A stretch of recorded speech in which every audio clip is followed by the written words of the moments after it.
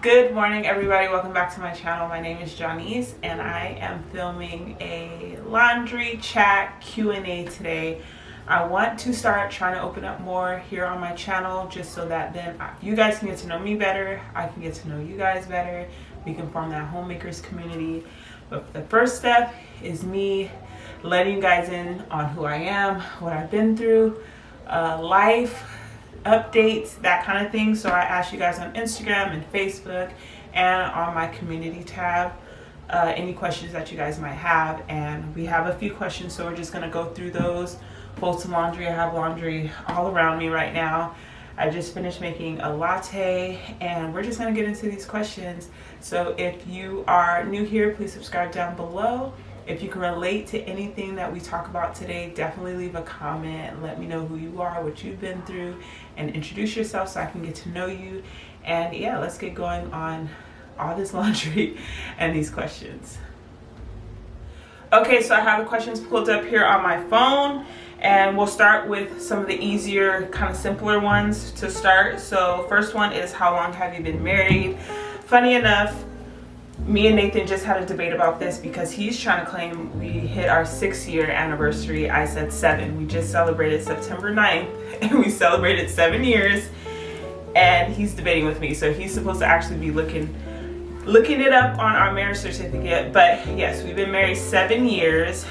We dated for a year before he proposed. We were both kind of closer to our 30s, so we were kind of out of that, playful playing game stage, and we were both also Christians and saved, and we actually met through our mutual church. So that's a little background on me and Nathan. But yes, we've been married 7 years.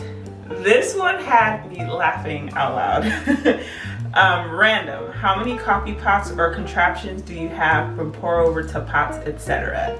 That is so funny. I am a lover of coffee. If you've been following me on any social media platforms, you know that coffee is like a huge part of my life. It's a huge part of my routine, and I absolutely love coffee. It is less about it making me energized or keeping me awake and more about just the process. I enjoy the taste of it, of course, but I love just that process of making coffee in the morning. I love how it creates such a cozy and just peaceful morning, and I look forward to it. I look forward to mornings, and coffee is a big reason for that.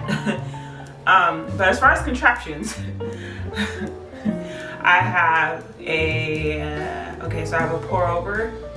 I have another kind of pour over, but it's a pour over nonetheless. Then I have a French press. I have a Keurig. I have a mocha pot. I have a espresso. I have 4 espresso machines, actually.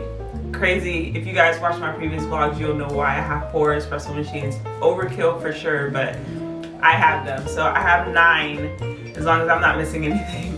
I have 9 coffee pots, etc. So yeah, I don't know if that's excessive. You guys can let me know down in the comments. Next question is, have you ever thought about quitting YouTube? If so, what made you keep going? Yeah, YouTube is one of those things that can be very emotionally taxing, and I have contemplated quitting YouTube probably more often than I've contemplated doing YouTube. And more so because after I became a mother, because I started my YouTube channel years ago, and it was more, I was married then, but I was not a mother then. And so my focus was more on beauty, lifestyle. I was really into makeup during that time because anxiety. I've suffered from extreme anxiety, and makeup was always something that helped me to get through anxiety attacks, just because that focus on something else other than my thoughts. So makeup was always something that was really helpful. So I started my channel originally kind of sharing makeup. I've been natural for quite some time now, so I would share, some hair routines, stuff like that. And then once I transitioned into motherhood, my channel became more about motherhood lifestyle, and I wasn't doing makeup as much because I was so busy. I didn't have time. I was dealing with postpartum hair loss, and that's when I stopped focusing on hair content so much. It was kind of just not something that was my focus.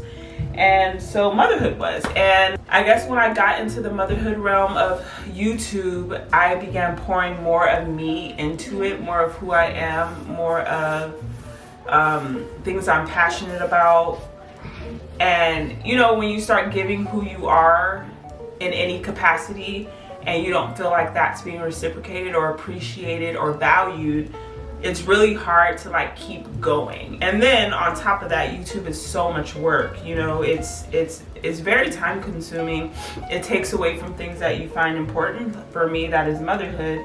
And I always struggled with putting so much out there, doing so much, doing all this work, not getting paid for that work, and then also not feeling like I'm always getting the numbers I want, you know, when it comes to that. And the thing that kind of kept me going was the fact that my channel name, my Instagram name, all of it is called Words to My Daughter. And my focus is to leave something for Ezzy, to leave something for her to remember, for her to look back on, for her to remember God's faithfulness, his promises, to see what we've been through that God got us through, for me to leave letters to her about, you know, fun moments, hard moments, things I was going through that she's not going to remember being a toddler, and just to like have that, I don't know, connection and like history for her to be able to look back on. I think that's super special. And my faith is a big part of that, wanting her to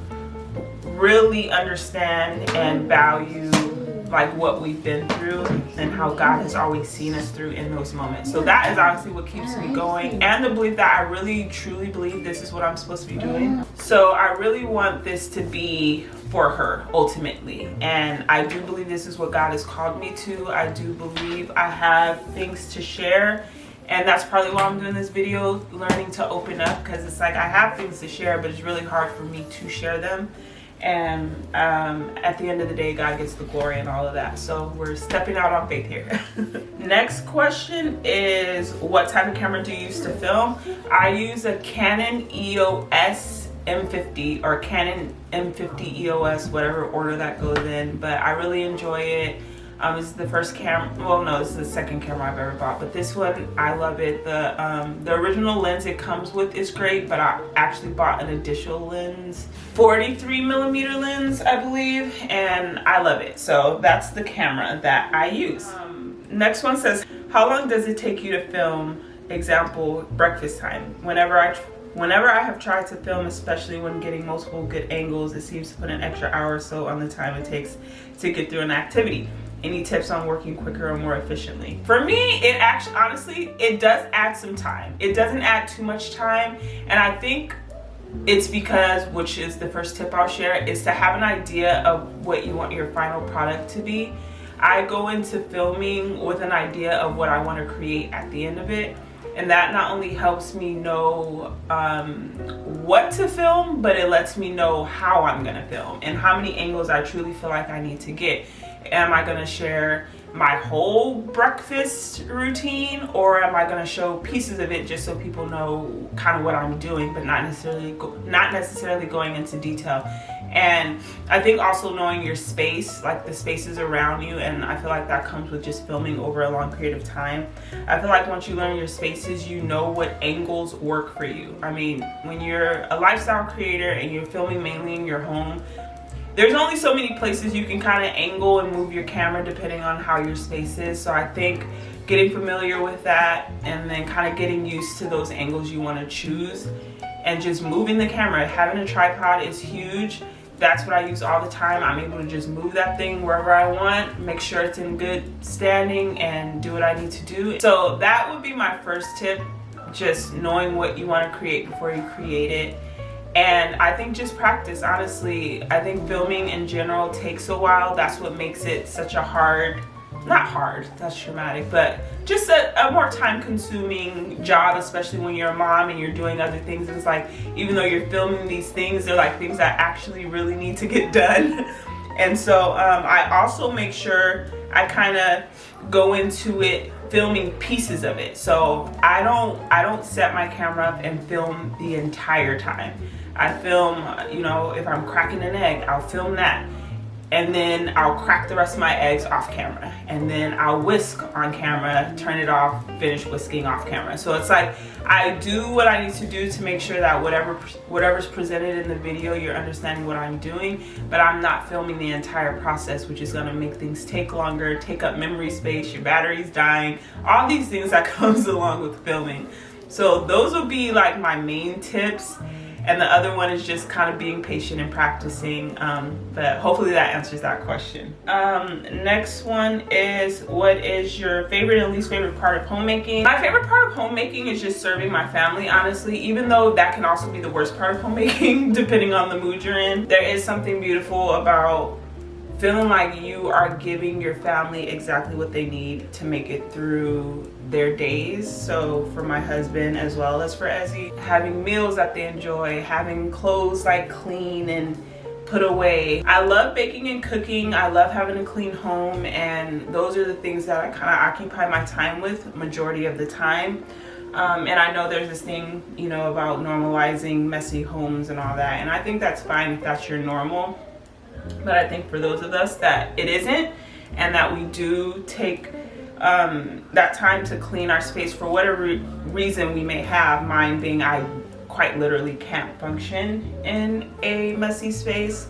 I don't feel comfortable, and I can't even concentrate on whatever I'm trying to do because I'm thinking about whatever needs to be done that's surrounding me. Because my space, it being cozy, it being peaceful, it being clean, it relaxes me, it allows me to do the things I need to do. So that's why a lot of my content is centered around cozy and peacefulness, because that is something I really put value on. And especially with everything in the world being chaotic, I feel that being able to have a home that is just the definition of peace is so important, and being able to put that out there for people to experience some kind of peace, because there's just always chaos. There's always chaos going on and controversy. My least favorite, honestly, would be the fact that I feel like all of us, moms, you know, wives, don't get an off day. I just feel that sometimes there's just a day that I would like to just sit around and not have to do anything. And just like anybody else who works, they work however many days and hours they work, and then they're off at a certain time. They're off on certain days. And I just feel like the only job that doesn't grant that opportunity is homemaking, being a mom. Like, it never ends. As much as I love my husband being home, it also adds another workload onto my everyday tasks. Now I'm cleaning up after 2 people. Now I'm cooking all day for 2 people. Now I have to, you know, give my time and efforts to 2 people. And so that would be my least favorite part. I just sometimes want a day off. How was the beginning of motherhood for you? The beginning of motherhood for me was quite difficult, actually. I had Ezzy when I was 30, so, you know, I was well into my adulthood, and I think that plays a part because I spent so much of my adult time, on my own terms, doing what I wanted.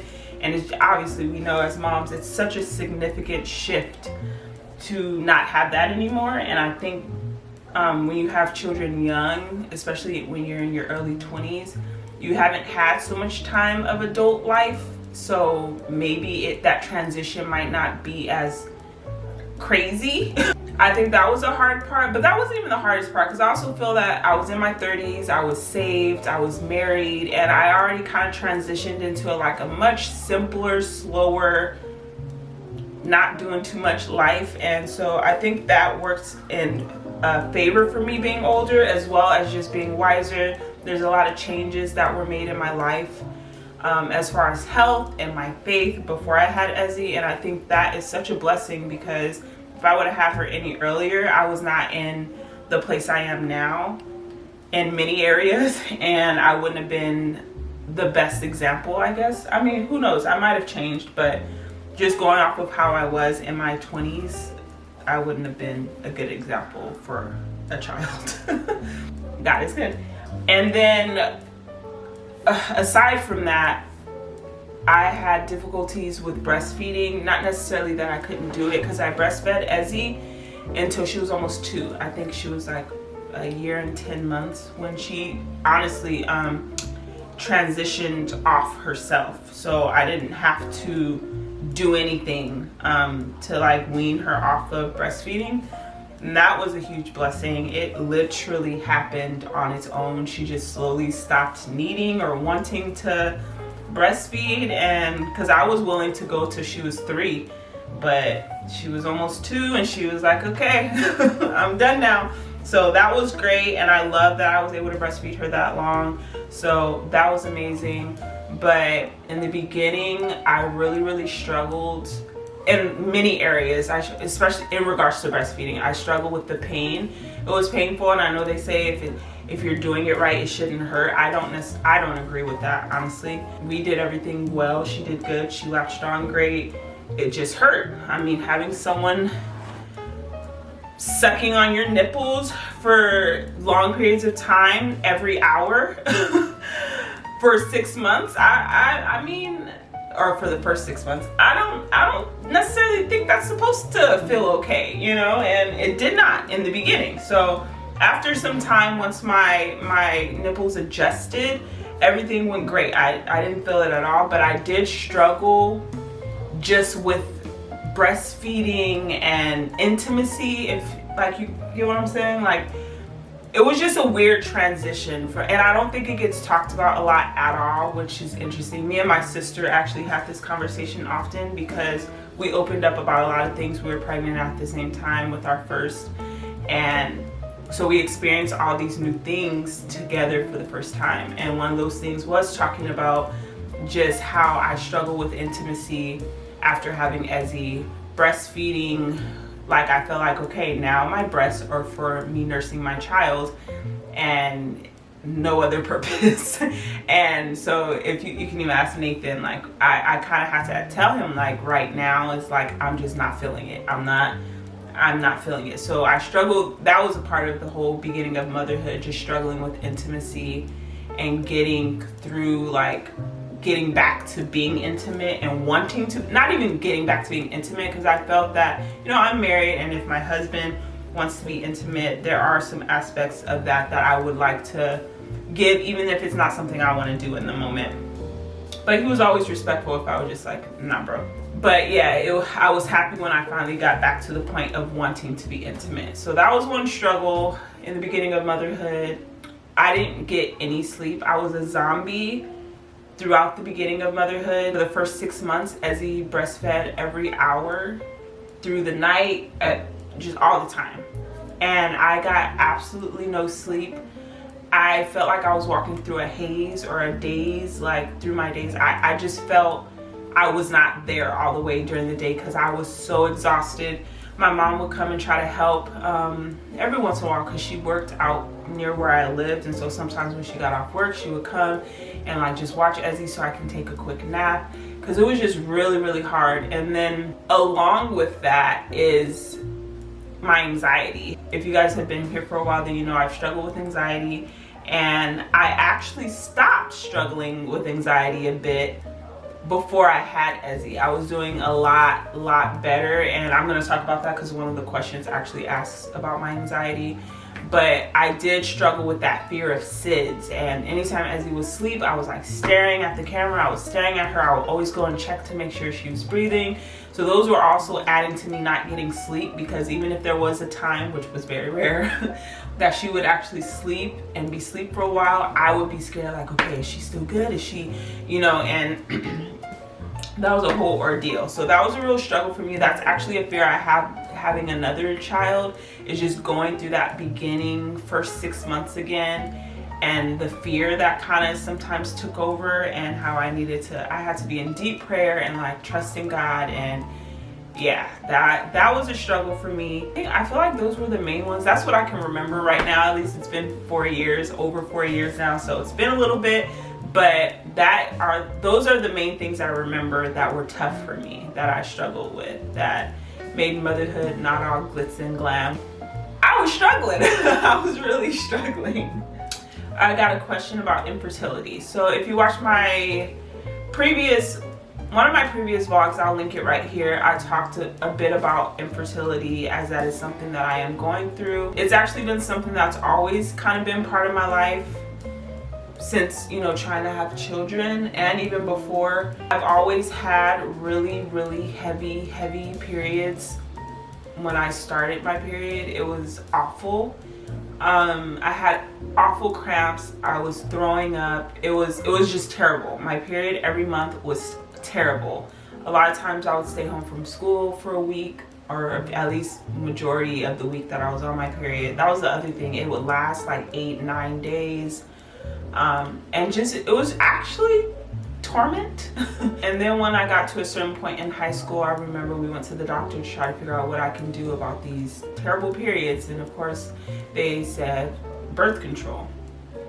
And so I got on birth control, but I didn't stay on birth control. I stayed on birth control for a very short period of time, just because I hate taking pills every day. But looking back, obviously, now that I'm very much into health and know so much more about all of that, I'm very grateful that I didn't stay on anything like that long. And then I was very inconsistent while I was taking it, because I wasn't taking hormonal birth control for the purpose of, you know, sex protection. It was just for my menstrual cycle. And so, luckily, after I did take birth control, my periods got significantly better as far as throwing up. I was no longer throwing up. I still would have really bad cramps every once in a while, and my periods have always been pretty heavy.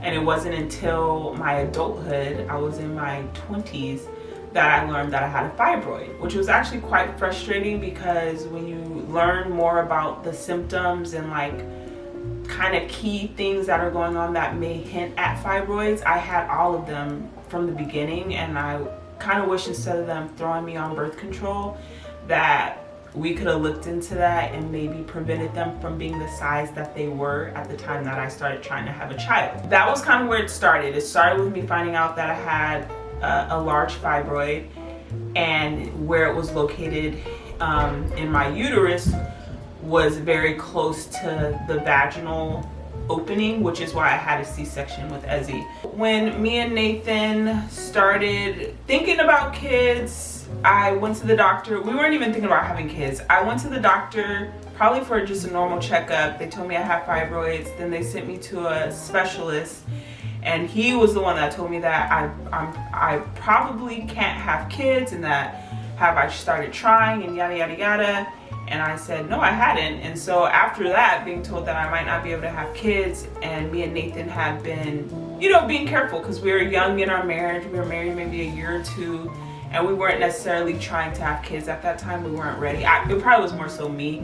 I was always scared of having kids. I wanted them, but I was terrified of pregnancy. Told this information by the doctors. That's when me and Nathan decided, hey, like, might as well just let it happen if it's gonna happen. So that's where we went, but I ended up getting pregnant right away, first time trying.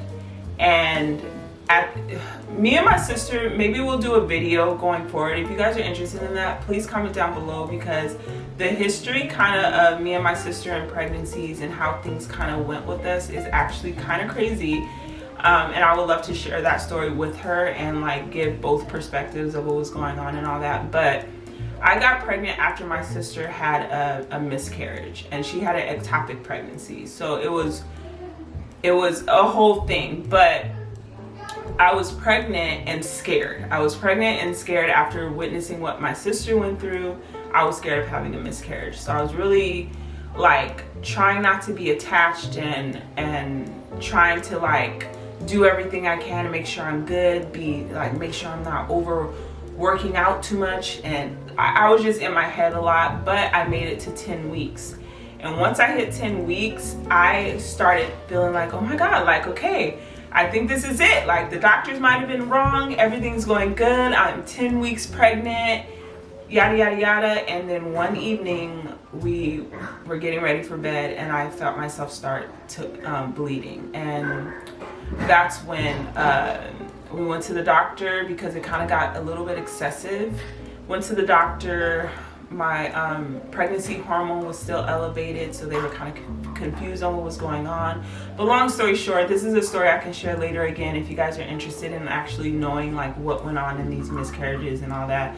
Comment down below. But come to find out I had a miscarriage. And it was really difficult time. It was really hard, especially because I had got to the point emotionally where I felt like, okay, I think this pregnancy is gonna stick and we're good.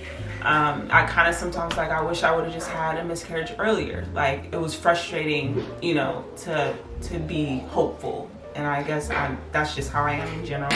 I hate being hopeful because I don't want to be let down. Me and Nate didn't try again for maybe a year. And then that's when we tried again and had Ezzy. And again, both of these times were right away. Like, right away. One time and it was it. And so I got pregnant again with Ezzy, and this time, gosh, I was trying to be so detached from this pregnancy. And it's very hard. If you're a mom and you've been through miscarriages or anything, you know how hard it is to be attached, and it is so hard to be detached. It's like you're trying to find this balance to enjoy the fact that you're pregnant, but you're scared of not staying pregnant. And it was just so much. And then I started bleeding with Ezzy as well. And so all hope went out the window. I was just like, oh gosh, here we go again. And then when I went to the doctor, they were like, no, everything's fine. We hear the heartbeat. And I remember hearing that heartbeat was like the greatest moment of my life, because the pregnancy before, that was one of the issues. They couldn't find a heartbeat. It was all this craziness. And so just hearing that heartbeat, I just remember just being so happy, like so happy. I didn't even know what to do with myself. I was so excited. And we went on to have Ezzy. So I bled in every pregnancy I've ever had. Right before Ezzy turned 2, and this was the perfect timing in my mind, the perfect time to add another baby to the family. I actually have a video on my channel documenting that time as well, because I filmed taking the test. I filmed calling some of my closest friends. I filmed telling my family on Ezzy's 2nd birthday. And then I filmed having the miscarriage. It was awful. It's a very raw vlog. So I'll link that down below if you guys are interested in kind of seeing what I went through during that time. But right before Ezzy turned 2, I got pregnant. And at this time, since I had Ezzy and that pregnancy was successful, I was very confident. Like, I just felt like now, like, miscarriages must be a thing of the past for me. Like, maybe it was just that one time, you know? And so that's why I documented everything so early. We didn't wait to tell anybody about the pregnancy. I announced it on Instagram, and I kind of told myself, like, even if things don't go the way we plan, I'm still gonna share because this is real life. But in the back of my mind, I still didn't really believe I would have a miscarriage, and that was part of the problem. So when it was all said and done, when all these things started happening, I did not want to film. I did not want to film it. Like, I did not want to film it, but I made a promise, and again, with me really feeling passionate about what God has called me here to share, I just decided to share it and to document it in the moment. And it was one of the hardest things I've done, especially on YouTube. So I had a miscarriage then. Then after that, I had another miscarriage.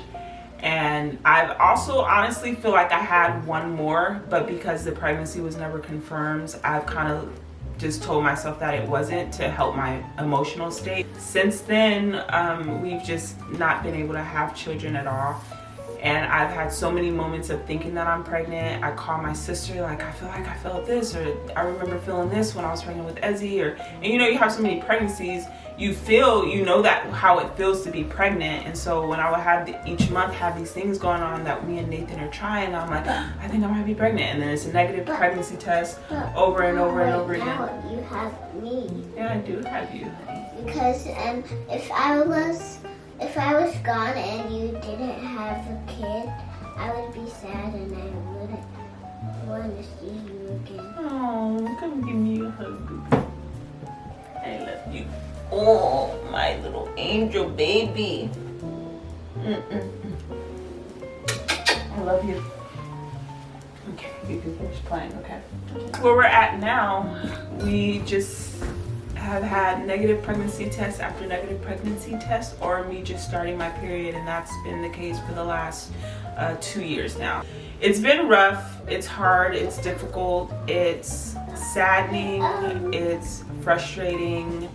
I go through ups and downs where I'm fine finding out about other people's pregnancies, and then sometimes I'm in a place where I'm not fine, and it's never that, you know, just I'm good. It's just, like I said, an up and down roller coaster.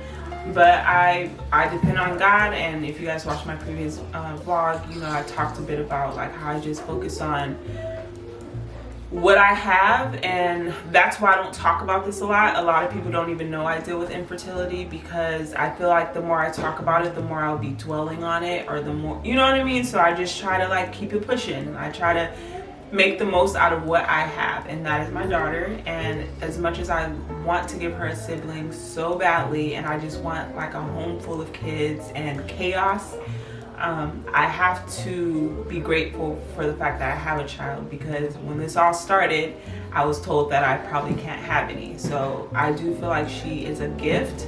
And sometimes I think like, what if I wasn't meant to have any, but God was like, you know what, Johnny's, I'm gonna give you this gift, so please appreciate it. And for me to be sad and upset that I don't have more, it almost feels like I'm not appreciating what God has given me. So that's kind of where I am with infertility. We still keep trying. Like I said, I'm 35, so there's only so many years that I'm gonna keep trying before I'm like, okay, I don't want to keep trying anymore because of my age. And I think if I don't have any more by then I was meant to just have my beautiful, sweet kids that's in there, and I'm grateful for them. The next one says, can you speak on how you deal with anxiety as a mother? I've dealt with anxiety less as a mother than I ever had since I've had anxiety. The funny thing is, my anxiety stemmed from like health. I was always scared whenever I felt a headache, whenever I felt something I deemed as weird. I felt like I had some kind of major health issue. I was having tension headaches, something I never experienced. That's when I learned I needed glasses. But I was having tension headaches every day, all day for weeks, and I was convinced I had a brain tumor. I was having anxiety throughout the night. I was in and out of the emergency room, having like losing feeling in my arms, feeling like I couldn't breathe, chest just being extremely heavy. I remember I would have panic attacks. At this time I was working at an elementary school, and I was having literal panic attacks in a classroom full of kids, needing to call people on the walkie-talkie for someone to come take over my class because I literally needed to get out. It was just really, really hard. I had it before me and Nathan got married, but it got 10 times worse once we got married. And I don't know if it was just there was too much new stuff going on. I was married, I was moved out, you know, on my own for the first time in my life. I was in school and working at the time, and I think I might have been overwhelmed with everything I had going on all at one time, all of these things new.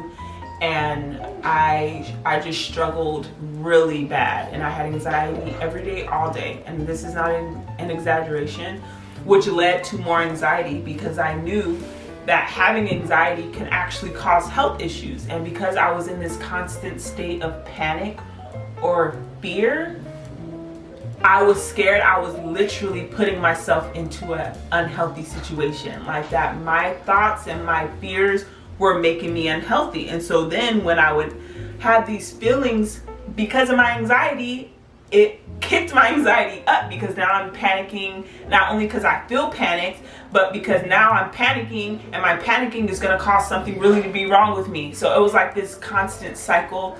I also struggled with gastritis during that time, and I was talking to a psychologist online, and they kind of told me that gastritis and anxiety is like a cycle. So me being anxious and messing up my digestive system and causing it causes gas and acid, which it was just a whole situation. I struggled so bad. I remember I would call Nathan crying, like, I can't live like this. Like, is this really what my life's gonna be? So then I started being scared that I was gonna spiral into depression, because I was like, this cannot be my life. And I think one of the biggest things, because I didn't get anxiety, my first panic attack was in the middle of the night when I was about 28. Like, I was a full-grown adult, like full-grown adult, and never experienced anything like it. And it was like all of a sudden it hit me, and it hit hard. And I sometimes I didn't know why it came on. I would be perfectly fine, and all of a sudden it was just like this feeling would come over me, and I was just anxious and scared, and fearful and scared I couldn't breathe, and I was always trying to act like I was fine, because a lot of times that would happen in public atmospheres when I'm with friends or, you know, whatever. And so I was always trying to like act like I was fine, but it was really difficult. So from when I got into motherhood, I talked a little bit about it already, with my anxiety with Ezzy being a newborn and the whole SIDS, and that was when it was kind of like in a high anxiety space as well. It didn't affect me the same, because like I said before, I was in and out of the hospital with all kinds of things that my body was doing because I was having anxiety. I had high blood pressure throughout my pregnancy with Ezzy, and they called it white coat hypertension, because the doctors literally made me have panic attacks when they were taking my vitals. It was just stressful. My anxiety was awful, and that's why I made a whole video talking about how me changing my diet was, and God of course, my faith, and like really trying to get down to the root of what am I scared of? Why am I not trusting God in my day-to-day life? And so that was my focus. My focus was on trusting God, figuring out what am I scared of? What am I believing that is causing me to be fearful of all these things, right? So that was a big part, but also changing my diet. At that time, I went paleo. Best decision I ever made. I am not currently paleo anymore, but the foundation and the things I learned through going paleo is just incredible. Like honestly, I'm so grateful that I went on that journey. I learned so much about food. I learned so much about health. I learned so much about things in our food, and that completely changed everything for me. And when I changed my diet, my anxiety almost completely went away. Like I don't even say I necessarily struggle with anxiety anymore. I don't know when's the last time I had a panic attack.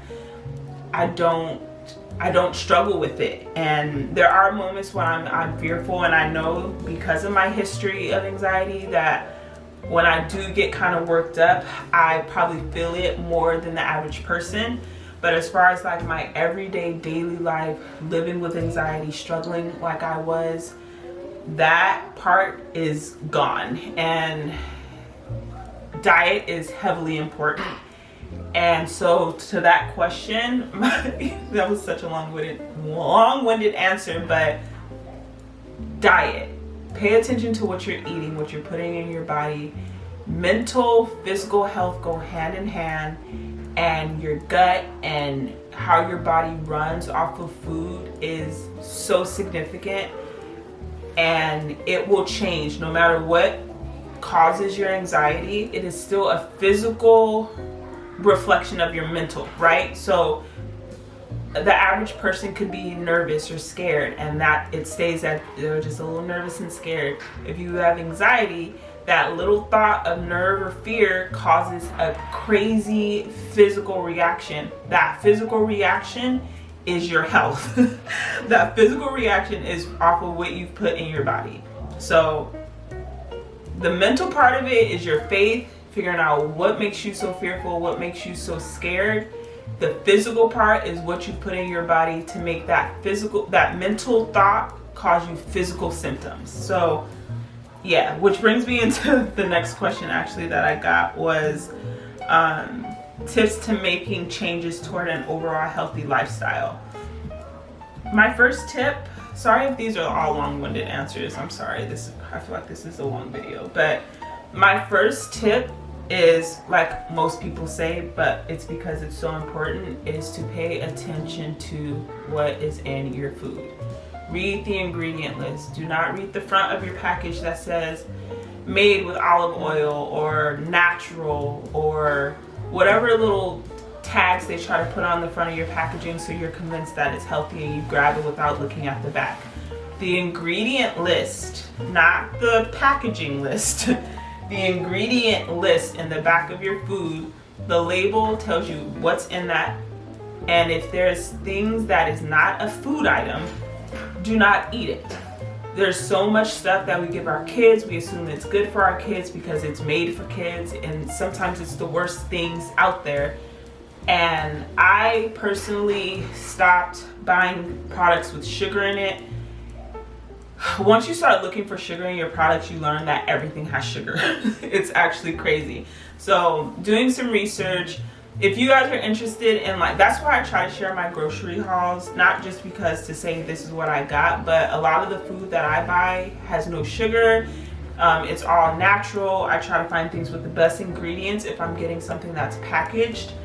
But for the most part, I try to find whole foods, like foods that are what it is: fruits, vegetables, meats, produce, or not produce, dairy. Those are whole foods. Those are real foods.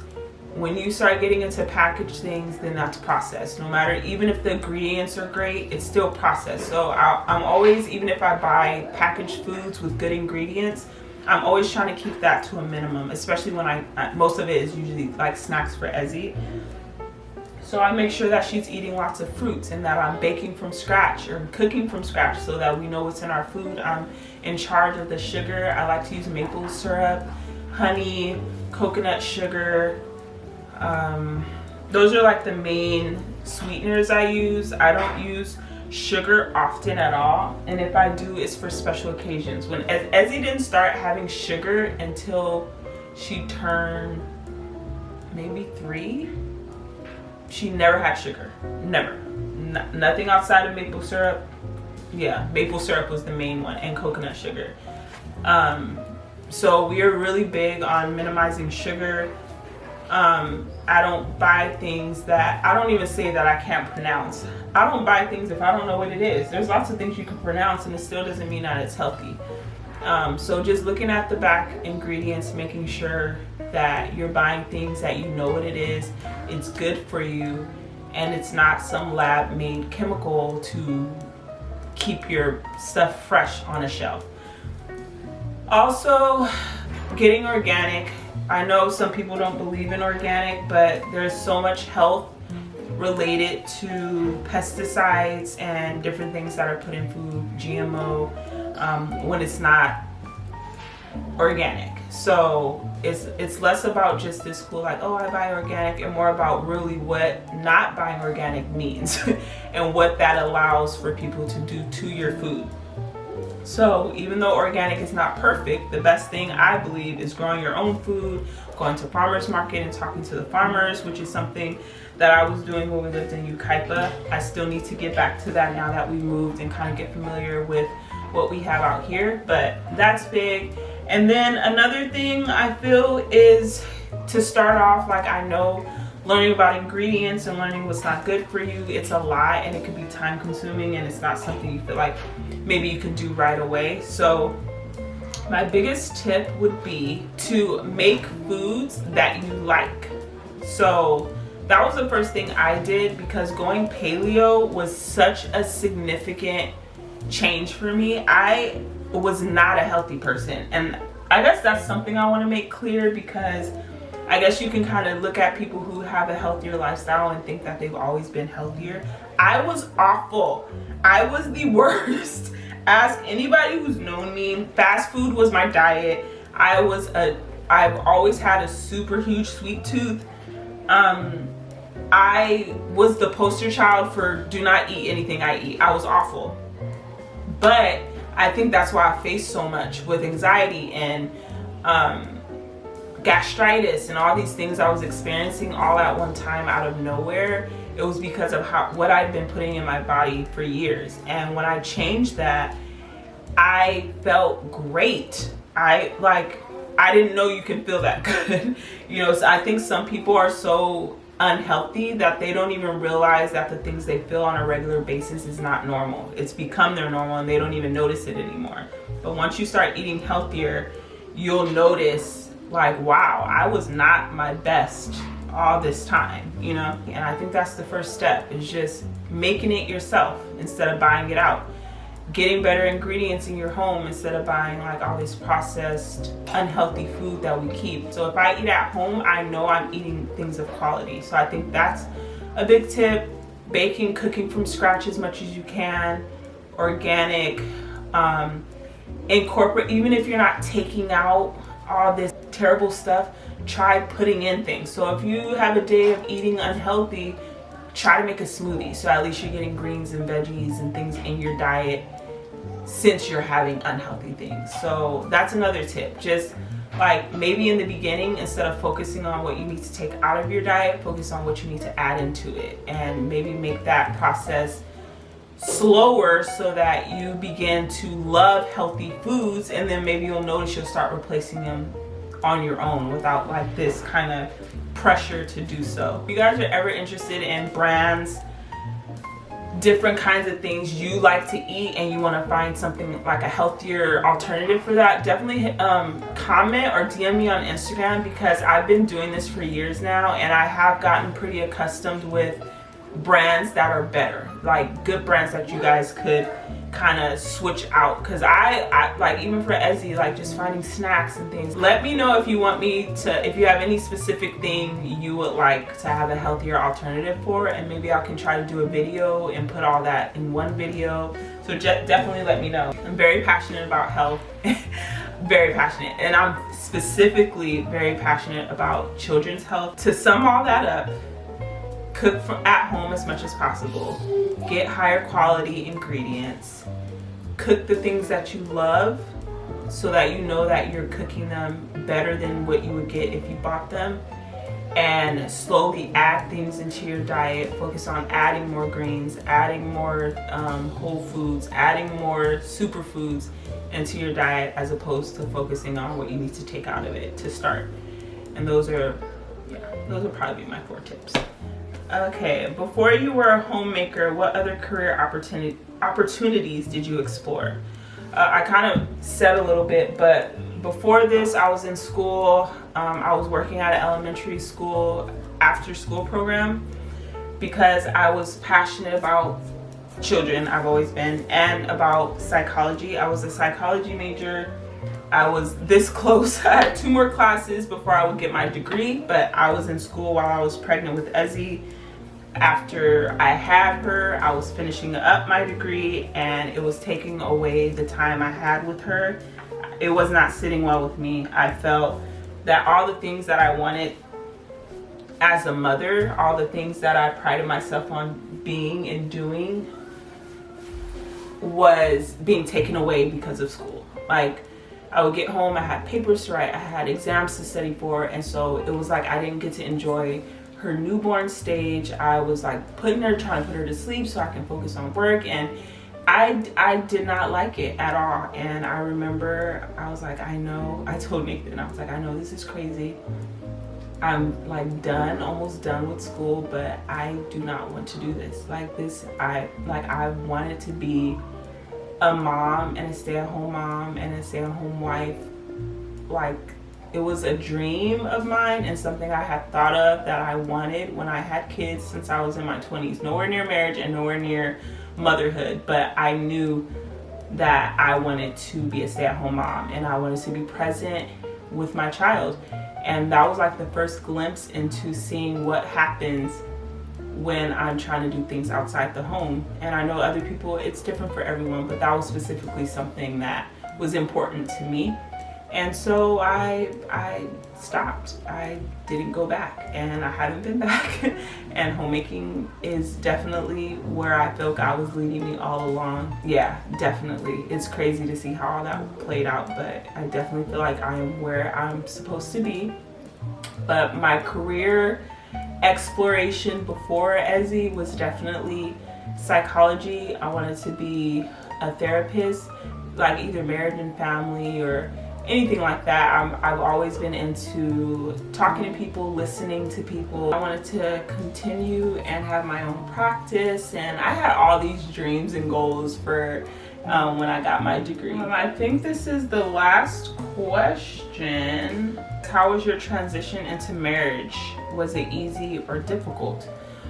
Transition into marriage was difficult. I think maybe I just don't deal with transitions very well, clearly. I already talked about how my anxiety spiked up when I first got married. I had just entered and started going to Cal State San Bernardino. just got married, moved out for the first time, started a new job, working with kids, and I just felt like there was a lot going on. So that obviously added into the beginning of marriage. But aside from that, marriage, it was a culture shock for sure. I'm very clean, he's very much not. He leaves lights on, he leaves doors open, cabinets open. And these are all things in the beginning I was like, what is wrong with him? Like, why does he not clean up after himself? Why does he keep leaving these doors and lights on? He'd be gone for work and I'd get up and like all the lights would be left on, drawers open, just different things. And I was like, what is going on? And I would text them like, hey, like, why do you keep leaving the light on? Why do you keep leaving this? Why do you keep doing this? And it was like repetitive, and I was like pulling my hair out. He also is much more of a sleepy person. He gets tired very easily, very early. He can fall asleep at the drop of a hat. And I remember I'd be up like thinking I'm supposed to have this companion at night, watching movies together, and he'd be asleep. And I remember I'd be so frustrated. Like, why are you always sleepy? Like, do you not like spending time with me? Yeah, the beginning of marriage. And then after I was going crazy, I mean, there's more. It was just, it was a lot of like miscommunication in the beginning, because now we're dealing with bills being brought together. I shortly after we got married became a stay-at-home wife. And so I was struggling with like learning how to give up control and to submit to him as a Christian wife, and not having like what I deemed my own money. And so there was that kind of struggle in the beginning, and like me getting used to, he never made me feel like I wasn't contributing, but it was the first time I was not, or that I didn't have my own money, I wasn't working and bringing in my own. So it was like, it was very difficult for me to get over that feeling. I remember I was struggling. There was so many times I'd be laying there like, oh my God, like, did I make a mistake? Like, should I not have gotten married? Like, I was going through all of it. And then shortly after that, I learned that the first year of marriage is the hardest. From a whole lot of people at church, to all these different things, they were like, yeah, first year of marriage is the hardest. I was like, I wish I would have known this before, because I was really thinking like we were special and that all hell was breaking loose and we weren't gonna make it, and I know what I was gonna do. Like, it was tough. The beginning, the first year was tough. And I think marriage always comes with its difficulties. Marriage is marriage, and there's always going to be difficulties. So that concludes this video. My thing is blinking at me. It's going to die. Hope you guys enjoyed. If you have any more questions, definitely leave them down below. Or if you want me to go deeper into anything we talked about today, let me know and I can make a separate video. But I appreciate you guys being here listening to this ramble. I feel like I talked forever, my throat's hurting. And I'll catch you guys in the next one. Bye!